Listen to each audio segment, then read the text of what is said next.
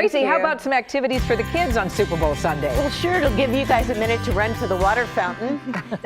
We're going to do a little parenting SOS. From the way you talk, you'd think everyone's going to watch the Super Bowl, but we know that is not true, right? It could be dry on Sunday for one thing, but our guest today is Allie Wilkinson, the web editor from PDX Parents Magazine, and especially the kids. You're not going to get them to sit there and watch TV all day long for a football game that they don't care about. So what are some of the things that are great to go do on Super Bowl Sunday while everybody else is watching TV? That's the key. So there aren't crowds, especially if you go during the game. So a museum is a great choice, and especially one like OMSI, and especially this Sunday because they also have their $2 admission. They have a monthly first Sunday of the month $2 admission.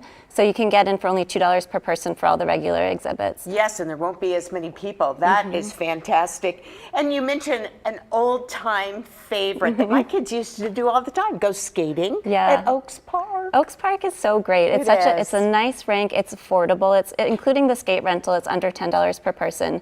And they have an open skate going on from 3 to 5, and then again, I think from 7 to 9 on Sunday. And they're going to have their pipe organ playing for that one. Oh, that's what makes it so special. It really is that still exists. What do you mean when you say see some music?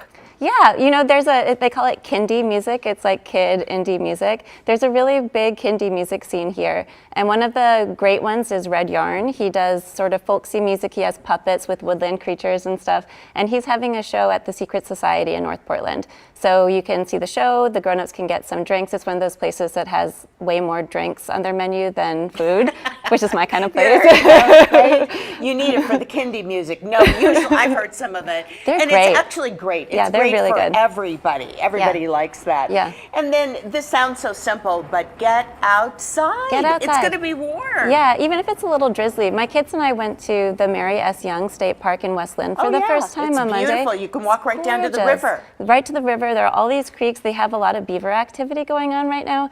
And because it's so shaded with all the trees, it was drizzling when we were there and we didn't get wet until we went from the entrance to the car. Yeah, I will say walking down to the river is really easy. Walking back up from the river, well, you'll get your steps it's a little in tough, for that one, right? And you say go out to a restaurant? Right. I mean, as long as you're going to one that doesn't have a TV. So if you're a parent that's maybe a new parent or you feel awkward about bringing your kids to a restaurant because you're worried about how other people feel about having kids around, this is a great trial run. And we have a bunch of great picks on our website, but one good idea is to go to a counter service restaurant where you go to the counter to order your food and then they bring it to you. So it's kind of a combination between a regular, like fancier dinner and a casual one, but the food's really good and the service is fast and it probably won't be that crowded since there aren't going to be a lot of people there. Right.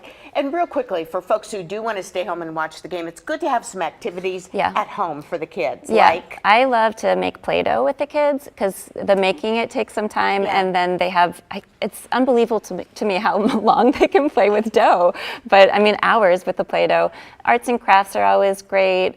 You had mentioned that you were doing some sewing during one of the Super Bowls, and I think that's a great thing to try to teach your kids how to do some basic sewing, basically crafty type stuff. Yeah, and if you have it all set up ahead of time, you'd be amazed how long they stay involved and do it on their own. Yeah.